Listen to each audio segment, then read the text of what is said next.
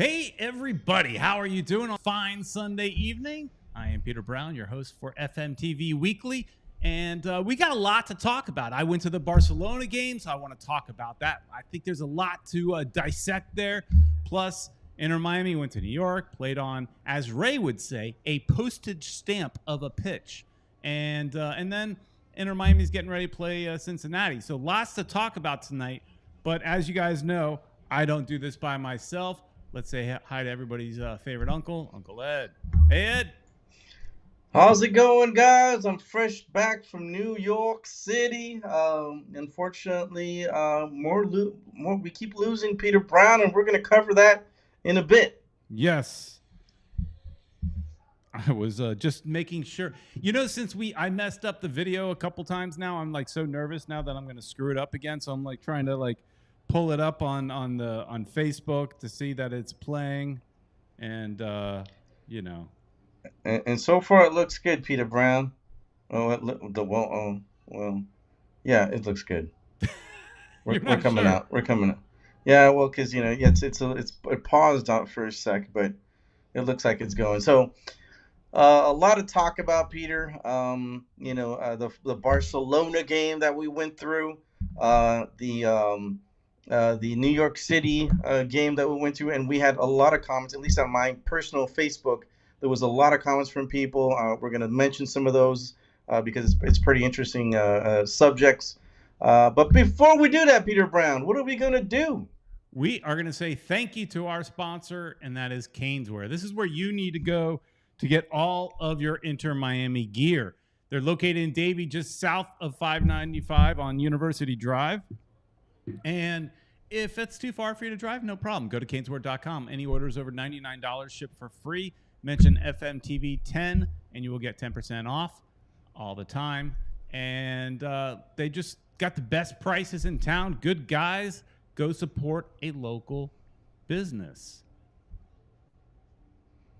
And like Peter's saying, I get most of my stuff from them from caneswear.com. It's a little far for me, but every time I go to the stadium, it's on the way. So you guys should do that little pit stop and get your stuff because they got the best prices and definitely the best gear you will ever see in your life. Yes. Okay, I'm exaggerating. In your life.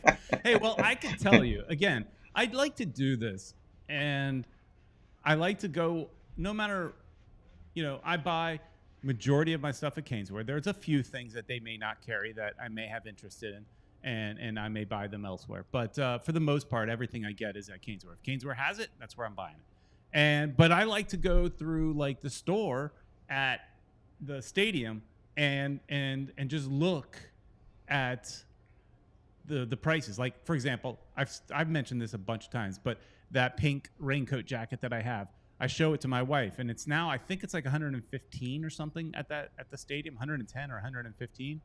And I tell her, first off, Caneswear was selling it for I think $100, and then on top of that, I got 10% off, so it was like $90 out the door. And she was like, "Wow," because then when I told her it was 115, she's like, "Eesh," And then I told her, "But I saved some money." So then she was okay. She was happy.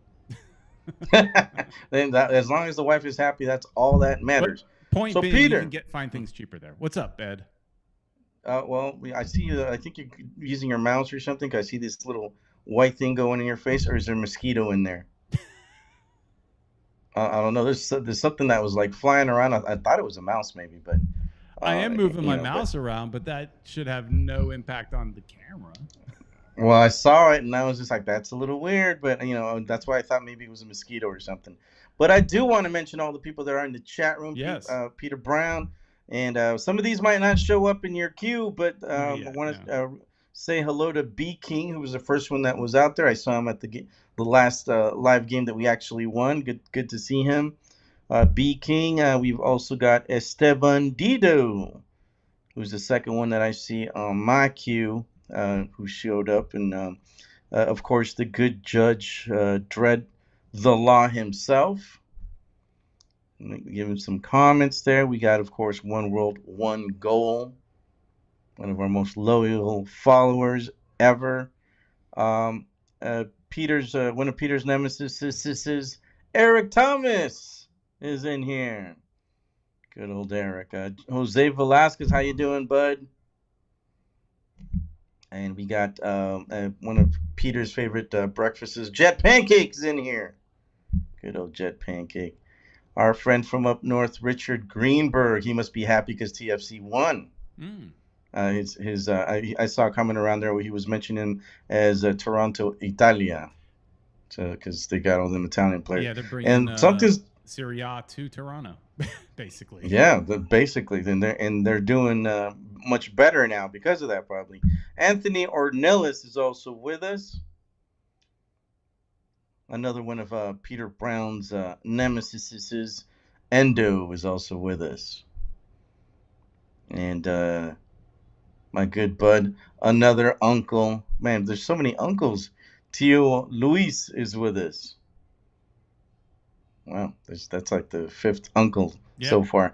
And we got Bruno Vieira. And one of the guys you can see at every Inter Miami game, Chris Arjun, taking all them cool pictures. And so far, that's it, guys. Remember to join us in the chat. Put your questions. Like I said earlier, there were some great comments on my personal Facebook page. People talking about the Barcelona game, about the New York City game on the pitch. Some good stuff to talk about tonight. And where do we start, Peter? Well, let's first also mention that if you want to leave a voicemail, 786-474-4435. I've got 4 voicemails so far, so we've got a few to go through today. One from two from the same person, and then 2 more. So join the conversation. Join the conversation if you guys want. So Ed,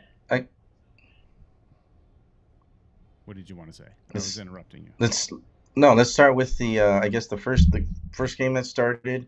The Barcelona game. Peter Brown I wasn't able to go there. Had to work, and besides, the tickets were incredibly expensive. But Peter, what you got for us there? July 19th. Here, let's do this, so you can actually see the whole thing. There we go.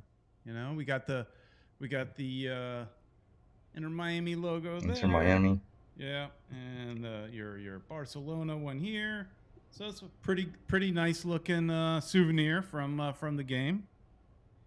Nice. That was really the only thing nice, I guess. That was nice about the game. Did they have? Since we're talking about merchandise, was there anything else that caught your eye? I'm sure they sold tons of Barcelona stuff. They had one booth selling Barcelona gear. I was surprised by the fact that there was only one booth there selling,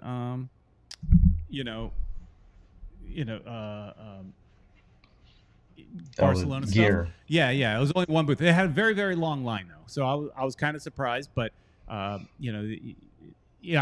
thought they would sprinkle it through all the different locations, sell as much as they can.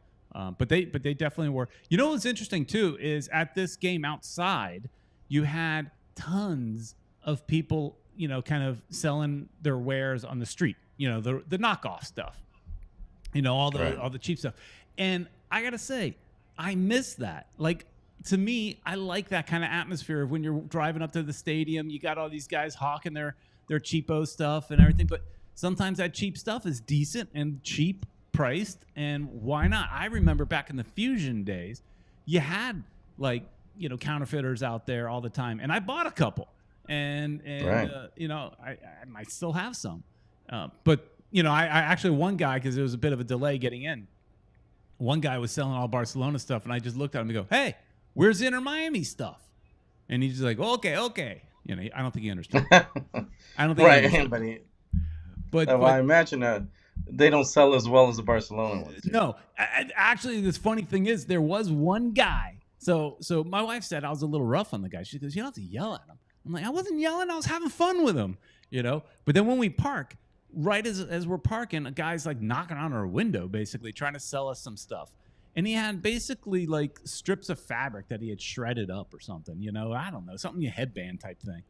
And my wife did the same thing to him. She's like, "Where's your Inter Miami stuff? I only support the pink." And the guy's like, we thought that was going to turn him away. No, he was prepared. He had something. He goes, oh. And then she's like, no, nice. I really don't want any. But that's what she gets for doubting the guy. That's good. That's funny. But I will say, there they are. They had a nice section of promotional things there at the stadium for Barcelona. I was kind of impressed with how much they had there. That and that picture's outside? That's outside the stadium. Zone? Yep, that's outside in the fan zone. They had I didn't take a picture of this, but they had a booth, one of those big, you kick the soccer ball as hard as you can, maybe you win a prize type things. You see at carnivals and stuff like that. You see at a lot of games. Oh, they had one all decked out with Barcelona. I mean, they brought a lot of their own gear. I've never seen a traveling team with so much stuff. So, I mean, granted, they're a big deal, so it makes sense. Right. But they're kind of a big deal. So it was. They kind of are. It was definitely a cool atmosphere, but and I was going to ask you, Peter, before we get into the game thing, we remember back in the day. I don't know if you guys remember in what was it, 2008. Marcelo Claure, who was one of our original owners of Inter Miami, he was trying to bring a team with Barcelona, a Major League Soccer team, which almost materialized. It was going to happen for 2010. And you actually have some scarves, don't you? Yes, I do. We made this. Well, it's hard to do. This is a little history that Peter's going to talk about right here, so you guys realize how much of our lives we threw away. I don't know if you could say we threw away, because now we actually have something to show, because there's actually we got Inter Miami nowadays, but this was kind of our old logo. I can't see anything, Peter. Did it freeze up or? No, darn it. I still see you. I still see you and your wife. There you go. Oh, see, I thought I had switched everything over. All right. I'm trying to do too many fancy things at the same time, and I'm messing up. But yeah, this is the scarf. It's MLS Miami 2010. So we made this, I think it was around 2008, but we expected the team to start playing in 2010, so that's why we put 2010 on it. This was when, Barcelona Miami was supposed to happen, Ed, and I think you were there. I know I was at the press conference announcement where you had Laporta's, I think is his name. Laporta, yeah, Laporta, and it was fun. And the fun thing is, Peter, when he was showing me that, on the other side you see the actual old website that Peter had, and that's the website where infamous that Julio Caballero found him on. MiamiSoccerFan.com. It was a very small little site that nobody could find, but somebody found it. Yeah, but somebody found him, and that was the start of the whole movement that eventually led to Inter Miami showing up. So good stuff. And well, the other scarf that you were showing, Peter, in the first one shows the date of the massacre. When somebody, you just put up the somebody had mentioned that, so that everybody remembers the day that we were destroyed by Barcelona of Spain. Peter, what are your thoughts? I mean, was this a bad idea? I mean, it just 6-zip.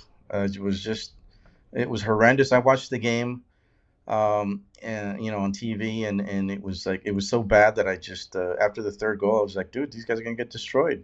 Yeah, and it was bad. Didn't want to watch. It was bad, but it was fun. It was fun. It was amazing atmosphere, and you were gonna lose. You're gonna lose to Barcelona. You just hoped you could have a little bit of an attack, maybe put a goal in the net. Maybe it would be 3-0, not 6-0. That's where the embarrassment comes in, I guess. But so when I was there, I was, I ended up kind of teasing a guy behind me. He was all decked out in his Barcelona stuff, and he was kind of loud. And so, I told him, I started booing just to be fun, and he started laughing or whatever. So I told him, ditch the Barcelona stuff and come here in 2 weeks on a Saturday and support Inter Miami. And his buddy was wearing Inter Miami stuff. So there's a possibility that guy might go. But okay. The majority of the people, I mean, you saw all these people coming out of nowhere for Barcelona. I know they've got a big fan base. I know we're a new team. I know all that stuff. But it was, ridiculous how many people are there that probably will never support Inter Miami. And that kind of thing bugs me. That kind of thing bugs me all the time as far as not supporting your local team, because all these people did not necessarily just fly from Spain to come see this game. Right. They're all locals. They all live here, right? Mm-hmm. And that's true. And they all chose to show up and watch this game, and still filled up our small stadium. But the prices went up quick, man. Yeah, they were expensive. I have a picture in a picture here for some reason, Ed. My applications bother me today, so I'm somewhat discombobulated. But it's all good when it pops up. It'll pop up. Yeah, man, was this a good idea to do in your opinion? I mean, a lot of people have put some comments that I saw on social media where they were just saying this totally they shot themselves on the foot. Nobody's going to show up after this. If they thought they were going to bring in some new fans, this wasn't the way to do it. What's your take on it, Peter? They definitely made money off of it. Yeah, so that was my question: is what was Inter Miami's goal? And I posted, somebody on Facebook, made some comment about how bad we were and stuff like that. And my answer was basically, you never turn down an opportunity to play Barcelona, even if you get destroyed. And I still stand by that. You never turn it down, even if you're going to get destroyed. You have to say yes. But in the big picture, did it work? So the question I have is, what was the intent? Was the intent to bring more fans over to Inter Miami, to lure some of these Barcelona fans to support MLS? Or was the intent just to make a buck? And if it was to make a buck, they did it. But but in reality, they could have made a bigger buck if they played in a bigger stadium, because they would have filled. They could have relocated this game to the Hard Rock and sold the entire stadium, if not close to it, right? So they could have made even more money. So my initial thought is, well, Inter Miami really wanted to have it in their stadium, and because they want to show off their stadium to the world and try to show the world what Inter Miami is, and maybe to lure some of those people in. And that did not work. That did not work at all. You saw you guys all watching this read the comments. Maybe you even participated in some of the online comments where people were just trashing Inter Miami, just saying how much of an embarrassment we were. So with all that, no, it didn't help at all. And I'll tell you this, just a side thing. Inter Miami is not prepared at Lockhart Stadium. They are not really prepared for a sold-out crowd, at least when it comes to leaving the stadium. It took us an hour to get out of the stadium. Ouch. I mean, and the thing that bugged me the most was, and I was in no rush, so I was calm, but we didn't move. It wasn't like you were inching, You just didn't move for a while. I don't know if there was an accident out front or what, but it's just a gate around the thing. They could put a few more openings in the gates. They could put a few more openings to let more people out onto the streets at the same time. They could do that. And the other interesting thing is something here Anthony is saying. It's sad that our first sold out crowd is for a friendly. They'll come out to support a team from Europe, but not their own. I agree. But correct me if I'm wrong. Weren't the first handful of Inter Miami games listed as sellouts? I think they were. Yeah. Maybe the difference is these were actually tickets sold as opposed to some large chunks given away. Maybe that's the difference. Because I know even at games that they were claimed as sellouts for Inter Miami, there were still a lot of empty seats. There were no empty seats here, empty seats at this game. It was jam Well, packed. like Esteban is saying, there's a lot of football fans in Miami. That's true, but they're not MLS fans, and that's something that we need to change. What'll definitely change that if we have a winning team. And so far, the prior game, it looked good. Pozuelo looked good. Mm-hmm. It looked like everything was going to turn around. Maybe this didn't help us that we played Barcelona, and now our morale went down, and we went to New York City with maybe that losing attitude. We also were missing a lot of players. Yeah. I mean, for for that game, and then also for the next game, the New York game. Yeah, we were missing a lot of players. Richard Greenberg, oh God, come on, chiming in, saying friendly games are always good for exposure of the Inter Miami brand. Yeah, it's exposure, but was it when you lose 6-0? Is it good? Is it do more damage than good? Because you're Because laughed at. a lot of people out there, in Singapore or Europe, are saying who saw the game are saying, "Wow, these guys are terrible." Yeah. They probably saw, oh, Higuain's in there, but that's about it. Of famous players, they probably didn't know anybody else on the team. Maybe Marsman in Europe, but that's not even him. So, um, I think it's not going to help us, win any notoriety, especially because we lost so bad. If we would have won, that would have been different. People would have been, oh wow, these guys, maybe there's something about this Inter Miami team. Right. They can beat a Barcelona even though it's a friendly. But yeah, I mean, I don't know. The funny thing is, we're all saying it's just a friendly. At the end of the day, it doesn't matter, and that's the kind of I was just having fun going to the game. Sure, I would have loved to have seen him score a little bit, but at the end of the day, it's friendly and it doesn't matter. Now, and that's easy. That's what you say when you lose, right? If we won, like you said, Ed, we would be cheering from the rooftops that we're the next best thing. Right? Oh man, yeah, we'd be like, yeah, we beat Barcelona of Spain, man. That's huge. Yeah. We're the monsters of MLS now, but nah, that's not. We're not even the monsters of MLS, man. So No. we still got a long way to go, and I think the New York City game kind of brings us a little bit back to earth.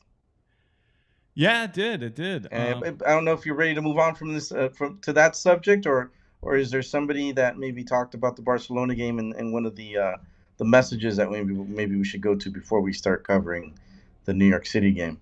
I don't know. I don't pre-listen to the voicemails very often. I'm reading it does give a brief, thing. Not sure, but why don't we do this, Ed? Why don't we take a voicemail and just see what happens? All right, it's time for your voicemail. Hello. Hey, Peter and Uncle Ed and all the great fans. It's Italia, One World, One Goal. So usually I never look at the thumbnail thingy before I call, and I usually call it random with some like random thought, because that's how we are with our random tangents. But Peter, you might have a point actually. Did that midweek shellacking, as Thomas Rongen called it, put us in a bad frame of mind. It was like very, opposite types of teams. We had such a wonderful comeback victory at home. They played like the best last half of game we had seen in 17 years of waiting for soccer back in South Florida. And then the Barcelona game was like, I don't know, just like really, I don't know, meh. There's kind of the word for it. That's a very polite way to put we stunk. And then when we get to New York City, it really exposed, because the field is like a postage stamp size, as Ray Hudson would say. Oh, I'm quoting all the greats.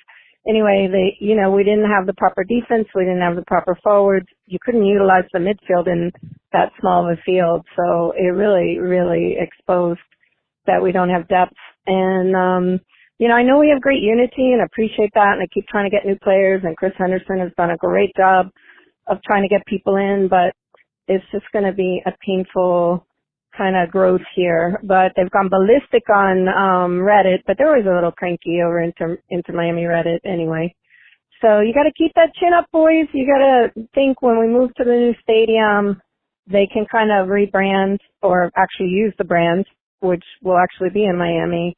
And I think we'll have great things to come and attract really good players. And, you know, these days will be behind us. Growing pains, everybody. Chin up. Love you. Love the show. Bye.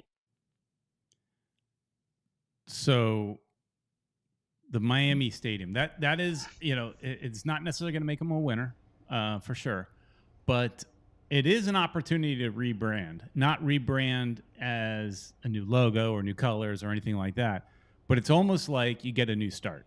Anytime a team opens a new stadium, tends to boost the excitement around the team. Tends to kind of, you take somebody to think about like Kansas City, who was playing in this cavernous NFL stadium and drawing flies. You know, they rebrand a Sporting KC, build a stadium. Now they're doing great.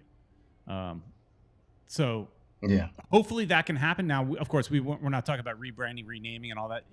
If that ever happens with Inter Miami, it would probably be because they got new owners and they want to put their own spin on it. That's usually what happens. But you know,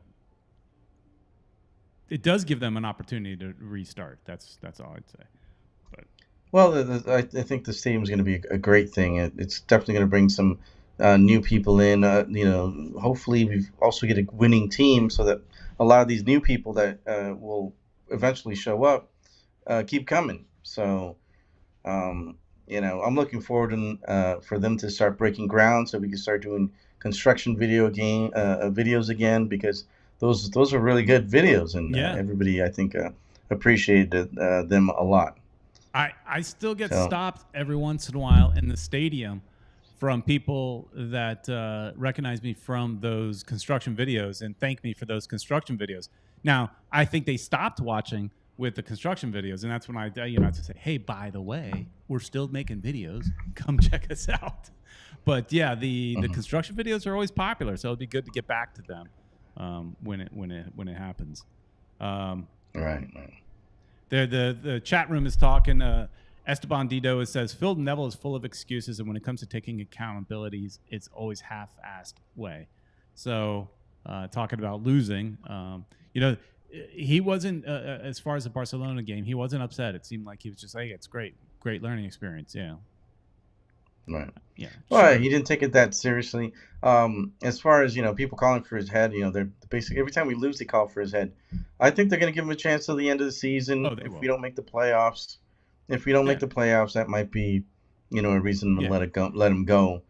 But if he does make the playoffs, I see him here a third year. I agree. We have, and that's really where I was getting the title from. We have some of the most toxic fans. I don't know if other teams in the league are like this. You know, if that's how it is up in Toronto, or are you seeing my my mouse going across? Yeah, I don't know. That's what I was telling you earlier. I don't know why that's happening. What's happening is I thought it was a fly. No, I thought you were getting infested with the creatures over there. What's happening is I don't know. It's somehow picking up. I'm using the camera over here, and somehow it's picking up my mouse, and it's acting like it's never. This program is acting like it's never acted before. I don't know why, but it's a little freaky tonight. So thanks for bearing with us, everybody. But because I'm a little slow to react on things, and I'm getting sidetracked easily. I'm losing my train of thought very easily because of this damn program, which I love the program, but it's not cooperating. So you were saying earlier that there's another message. One's that's probably from two of them that are from the same person. I would imagine that's probably Uncle Ned. No. That was. I'm surprised. I thought that would definitely be him. No, but no. It's one more, one goal left, another one. But I'm reading through it. We'll come back to hers if we have time, because it looks like she's just talking about how much she likes Gainswear. Well, look at Eric Thomas. He's talking about something that I did want to bring up, and thanks for bringing it up, Eric Thomas. How Romeo Beckham was subbed in, and so was Neville's kid who was also subbed in. What are your thoughts on that, Peter Brown? I mean, you were there. No problem. What'd you think? I have no problem. You didn't think any problem with that? Not at all. I mean, at that point, we're losing by so much. It's not a competitive game. Let's get everybody an opportunity to play against the state. I mean, just think about you're that young kid, and you can say, I played against Barcelona. I mean, that's huge for these young guys. You know, granted, Romeo may not be as awed because, I mean, he may roll around some famous people just because of his parents. But just in general, you know, getting all the young guys, as many young guys in as we could. I would have liked to have seen more young guys brought into the game. Bring in the entire Inter Miami 2 squad at some point. I have no problem with that because, I mean, we weren't going to win. So, right. You know, Diop got in there, which was good to see, even though he did terrible. You know, he needed the practice. Yeah, I think. I think one of those goals. I think one of those goals he should have stopped. But yeah, no, I didn't have a problem with him. You know, the people screaming nepotism, what have you. Give the guys experience. I got no problem with that. We weren't winning. Do you have an issue with that? So, no, I just something I wanted to bring up since you know it happened. So, interesting to see what everybody else thought about that, whether they deserve it or not. Romeo scored a hell of a goal the other day. So, you know, very much like his dad from a free kick. It went all over the social media. So, you know, the kid's got, you know, he's pretty good. Not sure if he's as good as his father was, but I guess we're going to find out. He's still young. So Eric's point, I felt bad for the other kids on Inter Miami CF who may have deserved it over Beckham and Neville's kid. But to your point, Ed, Beckham did score an amazing kind of goal, and maybe he earned it, you know, in the coach's eyes. Yeah. So. And Neville's kid's also been a pretty good player. I think he's considered one of the better players on the team, on the you know, Inter Miami 2's team. So, you know, it's not like they're terrible. Most people thought Neville's kid was going to be on this squad this year. If it wasn't for like his not having a green card or anything like that, he would have been. So there was all that talk before the season that Harvey was going to be part of the first team. So I mean, he was right on that bubble. If you know, it's the only thing that held him out, from what I understand, was the fact that he doesn't have a green card. So and apparently he's working on that. So well, he might have his chance next year. So Richard making comment based on my comment about toxic fans. Toronto FC fans are pretty toxic too. That's why ownership signed Insigne for $15 million to get the fans for $15 million. Yeah, $15 million, look at that. Get the fans back. Yeah, cool. I assume other fans around the league are just as toxic, but it's just kind of the nature of the internet these days. But it's like you play a bad game and everybody's like, the sky is falling, you know. And I know we came into this league with a lot of bravado, saying we're going to teach everybody what football is, but I mean, forget about all that. And they're taking their time. They're you know, Toronto was bad for a long time before they got good. Philadelphia was bad for a long time before they were now one of the top contenders every year. So we are, you know, we're not doing what we thought. We thought we were going to be the next LAFC come into the league swinging, you know, be a contender from the first, you know, game. It's not us, but you know, we had some setbacks, and so now they've got they're getting there. So anyways, New York, Ed. How about that game up in New York? Uh-oh, can't hear you, Ed. Sorry about that. In the beginning of the show, I had to put a mute on because there was some loud noises in the background, so I didn't want you guys to hear everything. But I just came back from New York City. We went mostly because, you know, my wife has family there, and I really wasn't in my plans to go to the game. I mean, I would have wanted to go, but I didn't get tickets, and you know, it was kind of like a rushed thing, last minute. So, but you know, one of the players' dads sent me a message like right before I got on the plane, and he told me he had some extra tickets, and I was like, no, I could have totally stayed. I would have stayed an extra day just to go to the game. But in retrospect, we lost, Peter Brown. So thanks Terry Allen for the suggestion, but I wasn't able to make it. If it would have been like an hour earlier, I totally would have gone to the game. But we lost, like I said. So, Peter, you saw the game in its entirety. What are your thoughts on it? I mean, it was a game where we had chances, we had opportunities. Weren't super dangerous, but we had a good deal of the ball.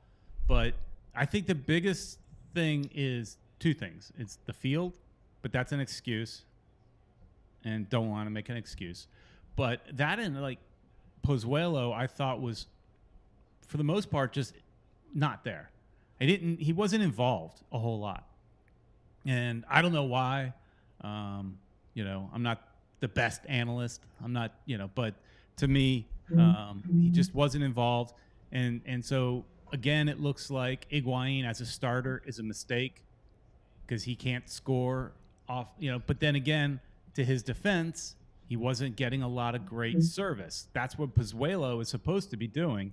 And after such a promising start, his first game against Charlotte, right. I was hoping for just a continuation. Now, everybody can have a bad game and all that, but everybody had said that Pozuelo, his track record at Yankee Stadium when he was with Toronto is excellent. So was expecting something out of him, and it wasn't there. So, but the biggest thing is you always hear about it being a small field, and I've watched games there before, but I guess I focused on it more this time. It's crowds at midfield so much. It makes such a difference. That field is awful. And that's why I was asking the question in the paragraph that I wrote, is this the worst pitch in the entire league? Definitely. Look at that mound.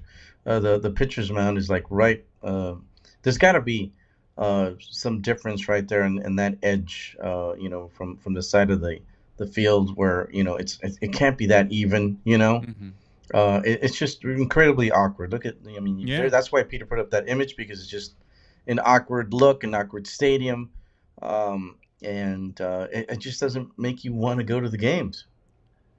I'd rather see them, and I know they don't want to hear this, but I'd rather see them share the Red Bull Stadium, and other New York teams share stadiums. So I would rather see them share the Red Bull Stadium. They've played games there. I've played Open Cup games there. I know that they've had to move games there because of conflict a few times. So I would rather see that, but But it is what it is, and in the end, we just didn't play that well against New York City FC. We do, in I guess Neville's defense, there were a lot of suspensions, a lot of people that are hurt, so we were limited.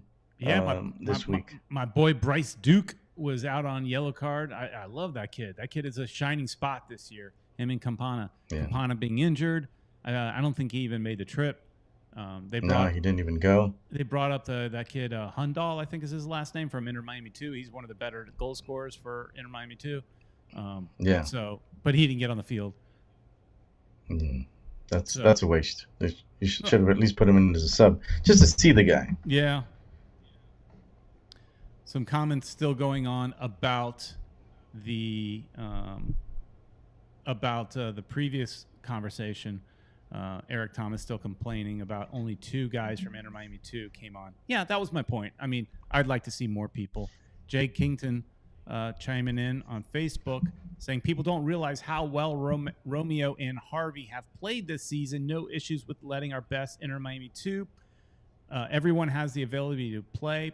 I am not sure if people realize that we don't have a deep roster or what the deal is. Give me an example of someone who should have played but didn't get the chance. And that's specifically in the Barcelona. The Facebook. The Barcelona game. He's specifically talking about who didn't get chances. I guess in the Barcelona games we were talking about that.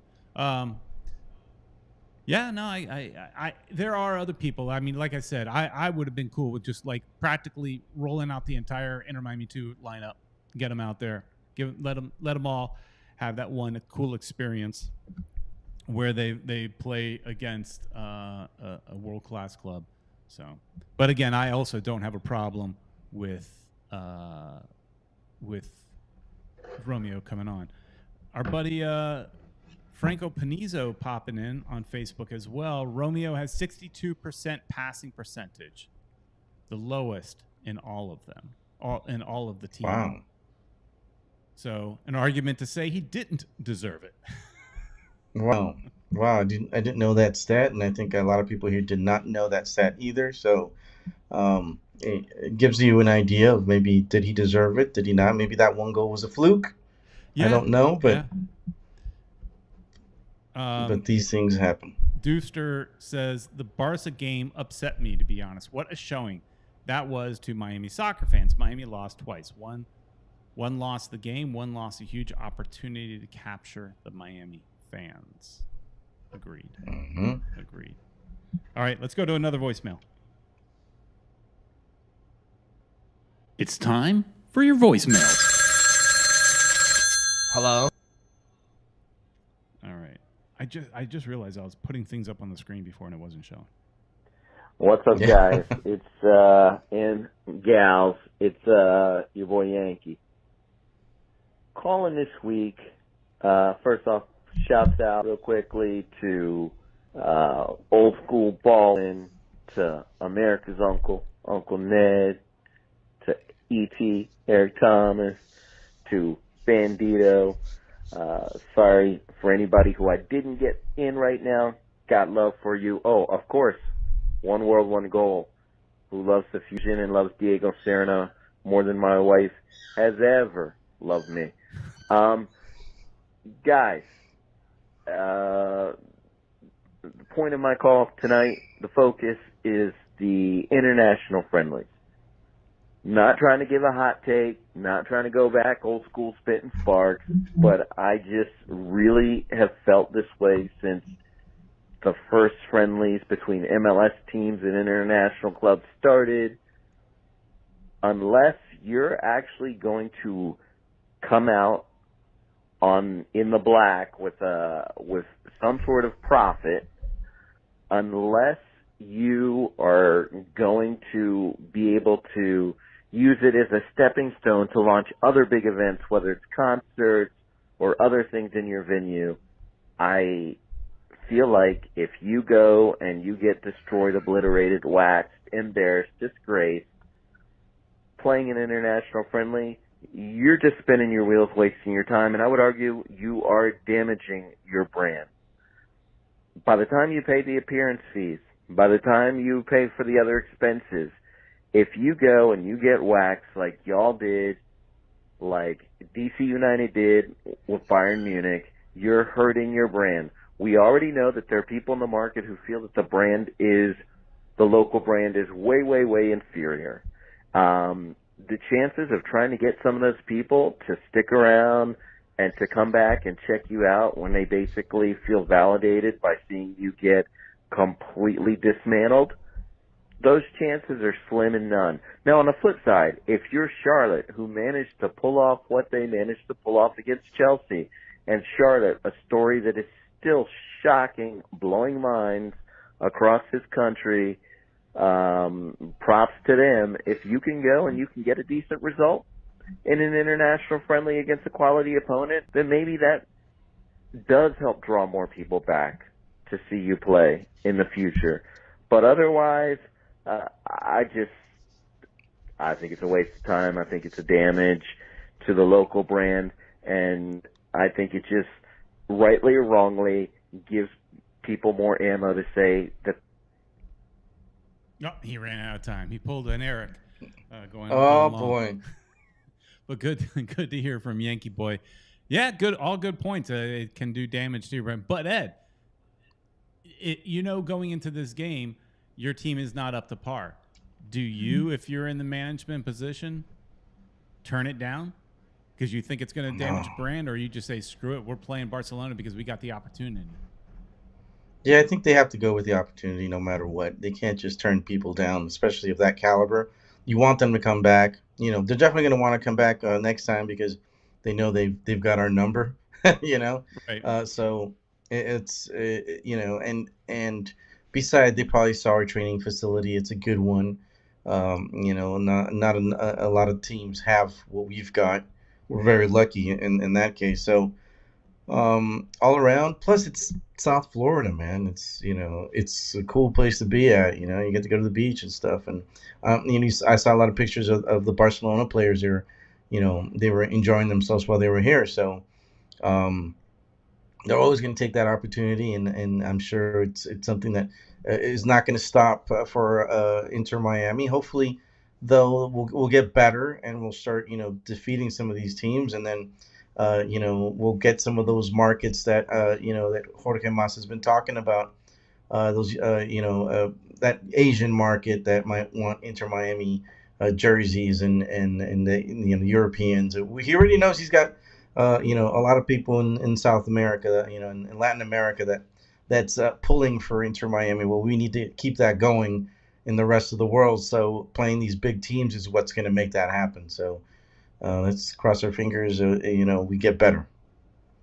There's no other place to go but Peter, but up. But up. We're already down. Yep. We're as down as we can get.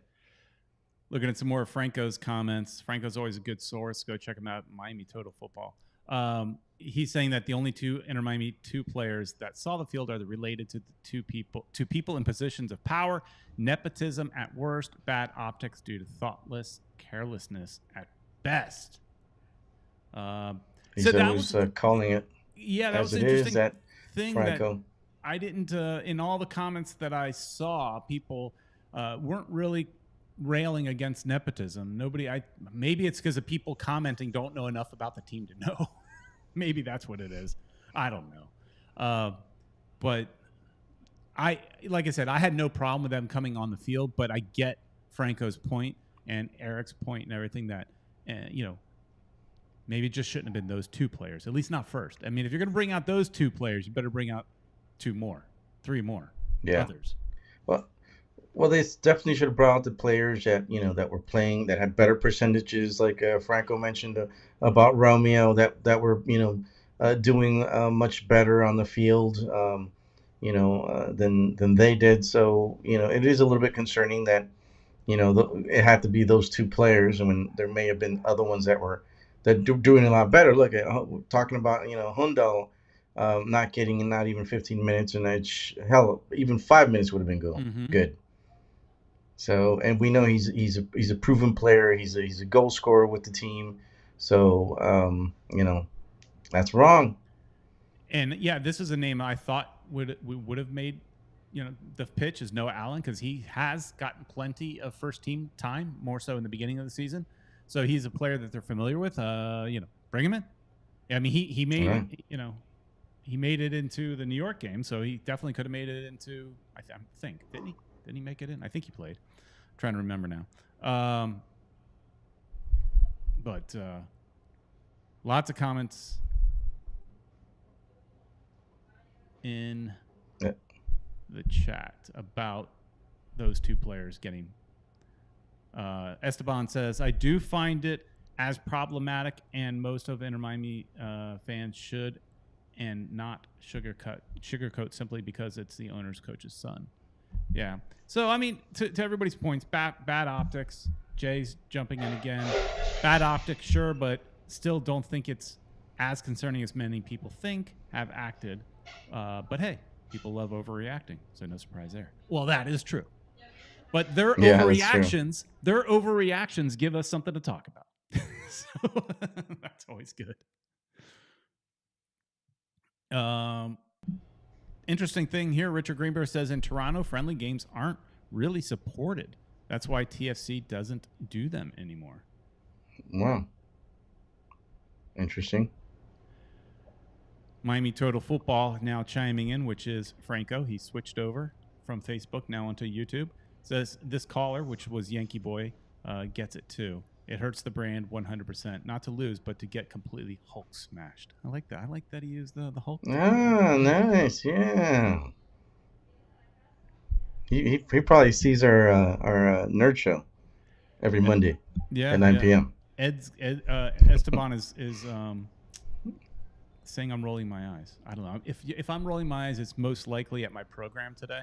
So I don't think it's so much at commentary. And that little thing that flies around that looks like a fly is not a fly. It's his mouse. It's my mouse. And that should not show up on my camera. I don't know how that's happening. This has never happened before, and it's pissing me off. So I don't know what's going on. All right, so let's take. We have another 10 minutes, and we have another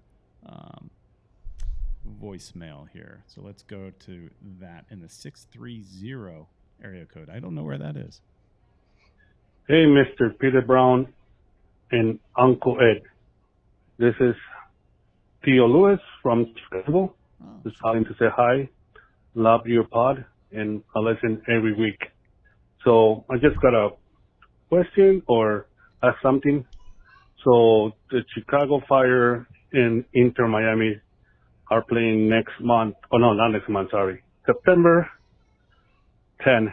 They're supposed to be playing the game in Soldier Field. So this week we find out that the game was moved. It's not going to be playing no more at Soldier Field because on September 11th, the Bears are supposed to be playing the next day, so they don't want to play 2 games in a row, you know, like the Fire on the 10 and then the Bears on the 11. So the game was moved to Toyota Park, or Sticky, like they call it now. So my question is, if any of you Inter Miami are coming to Chicago for that game, just to let you know, to see you, maybe we play the game on Yankee Stadium. So you're invited to our tailgate, and hope I meet some of you guys on there. Again, you look for me. I'm Tio Luis. Everybody know me like Tio Luis or Uncle. It's not Uncle, sorry. Tio Fuego. So, and another thing, for next year, the St. Louis CDFC is coming to the league. And I listened to another podcast about St. Louis, and they were talking about the next year they're going to be bringing their like a pink uniform. So I just want to know what you guys think about starting next season. You guys will not be the only pink team in MLS. I think they call it like City Red, but they said it's going to be pink. So anyway, thanks for taking my call, Peter Brown and Uncle Ed, and hope we see you in September in Chicago. Love your pod. Cheers. Bye. Nice. Tio Luis, man. It's good to know there's a lot of uncles out there. You know, I'm not the only uncle in Major League Soccer. And, and it's cool. Yeah, in Chicago. Thanks for listening to us, man. And we appreciate it. And what are your thoughts on that one, Peter? Well, he said a few things. I mean, I don't know. I'm sure there will be some Inter Miami fans that are traveling to Chicago. And I did see that they moved the game to Bridgeview, which is their old stadium. And they weren't drawing many people, so they went back to Soldier Field. I think Inter Miami sent out something on their website, a push or something. So I saw that. It would definitely be cool to go up there. The funny thing is, I'm probably at some point going to end up going up to Chicago because my wife actually works for a company in Chicago. She works remote, clearly, but they're asking for her to come to see them. They've never met her in person, right? So they're asking for her to come, and we've talked about like going as a family, let her work, and me and my daughter goof around in the city or something. But to schedule that around an Inter Miami game would be pretty amazing. But I really have no control over schedule. Oh, you should try to manipulate things, Peter, in the background. Manipulate, yeah. That would be a good video. Like, hey, don't. Honey, look, September. Tell them you can go in September. Yeah, these dates right here. Yeah. Yeah. So he was saying this club here is going to have a pink uniform? Copycats. Can't they be original?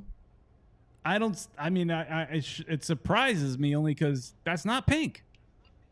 Right. Well, he's saying the red is probably going to be replaced to a pinkish color. So it's going to be on the pink, jersey, at least. Yeah. Right. And you know, it kind of like annoys me too. You know, everybody knew that intro was going to have the pink color, but when we first came out, we Seattle. didn't have the color. Who was it? Seattle brought out Seattle the did pink it better than we color. did. Yeah, dude. So that was really annoying that they did that, you know, and knowing that we were going to be the pink team in Major League Soccer. And I just think that's evil, man. You know, do your own thing, guys. And now, you know, St. Louis wants to do the same thing. You know, they want to be pink too. You know, it is cool to be pink, but you know, we were supposed to be first, and that's our colors, man. So go find your own. Yeah, exactly. You know, I would love to you want to have that signature color that nobody else has. Everybody else has blue and red in the league, so go and just be like everybody else. That's a problem. That with that color scheme, they would look like Chicago Fire, right? I mean, the blue and red and all that. So, yeah, they're going to be at least close to Chicago.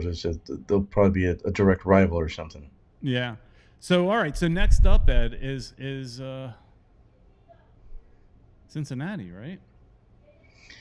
All right. So this is a team that wasn't doing too well. They're doing a little bit better now, and you know, every time I see Cincinnati, I'm thinking we could beat these guys, and we definitely need to beat them this time because we're starting to lose ground, man. We need to make those playoffs, and if Coach Neville wants to continue doing his thing, he needs to get some of them points and get us into the playoffs. Even if he squeezes us in that last 8th place, you know, hell, I'll take it. Agreed. And let me go back to I was having a hard time. I was having a hard time getting off that stinking page, and now here I am going to go back to it. But yeah, I was wondering why you took it off. Well, it just took me forever. I was just going to put it there for a second, but here's the standings, and so you know we're in 11th. Cincinnati's in 7th, but it's not that big of a jump, you know, to get to bump up a bunch of spaces. You know, they're right. We still got it. What you're saying is that we still have a chance. Yeah, we're at 25 points. They're at 28. They're only 3 points ahead of us. We start winning a few games, and you know, and we're right there in the playoffs. We're in striking distance. But problem is, you know, it's so we've got Cincinnati at home. You would think we should be able to beat them, but again, you know, you never know, right? Right. So with the way we play. And then Montreal, if I remember correctly, we don't have a great track record playing against Montreal. Oh, and before that is San Jose. We got to travel to San Jose. So we got 2 games on the road.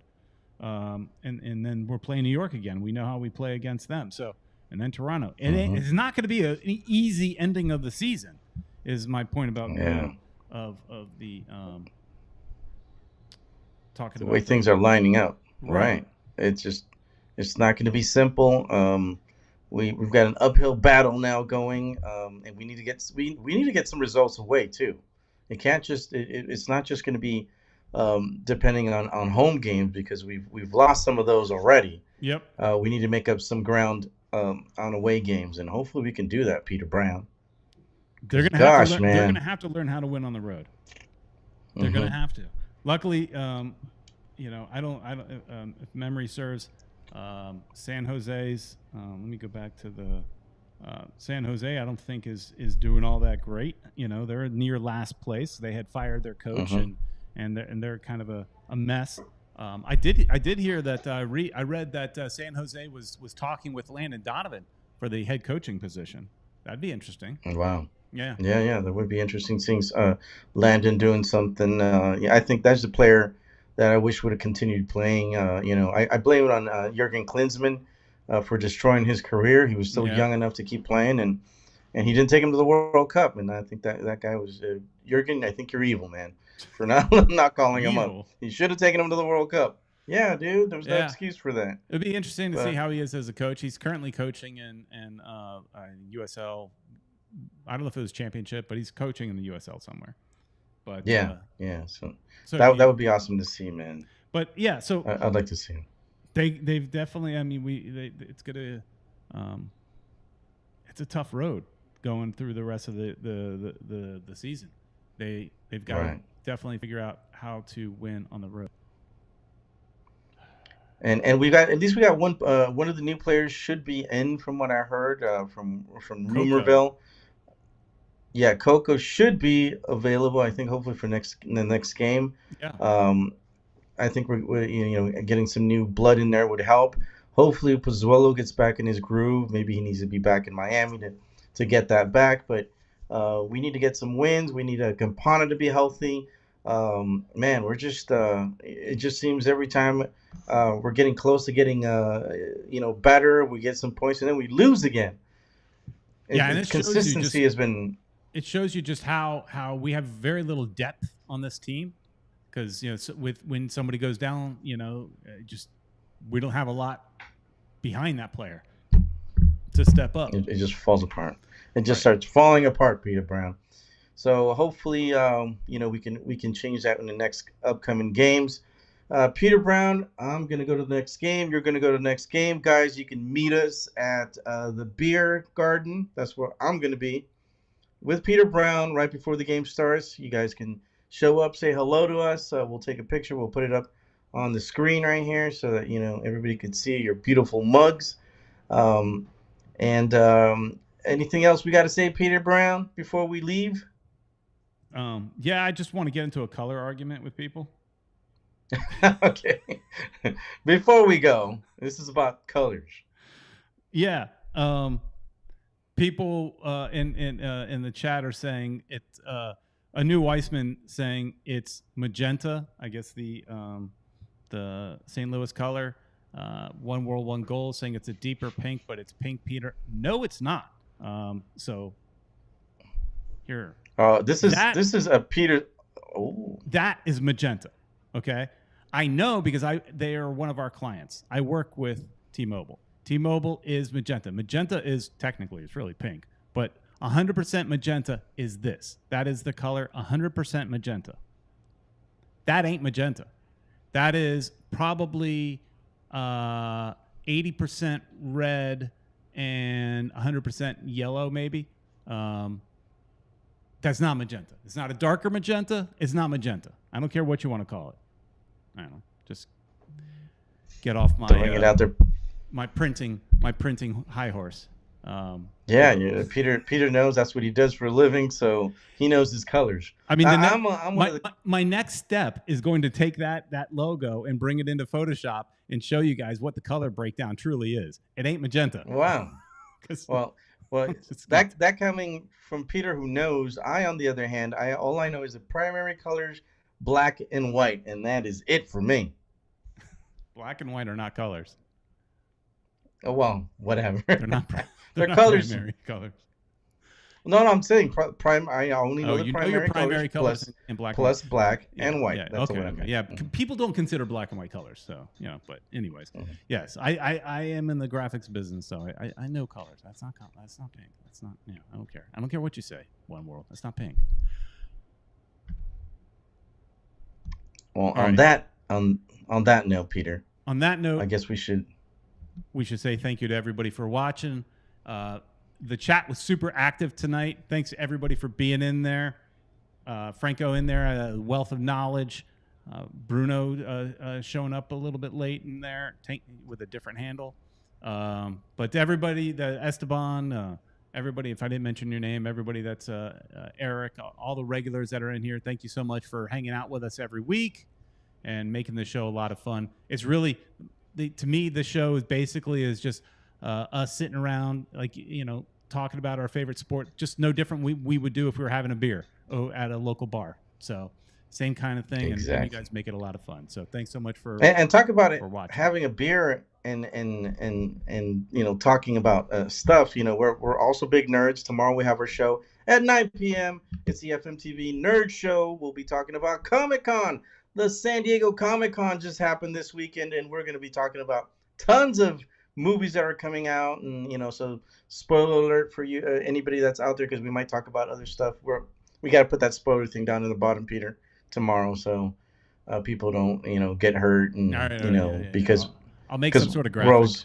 I'll make some sort of because we'll destroy all your hopes on watching any movie or whatever, because we're just blabbermouths and we can't keep things secret. So, all right, Peter. Dana is asking, when does Higuain's contract end? It ends this year, but there is an option. So anyways, I just want to answer that just so we can. But we probably won't go for the option. I think he's done. Yeah, he's done. He's all right. Sayonara. All right, everybody. Thanks so much for watching. Please like, share, and subscribe, and go to Caneswear. Thanks, everybody.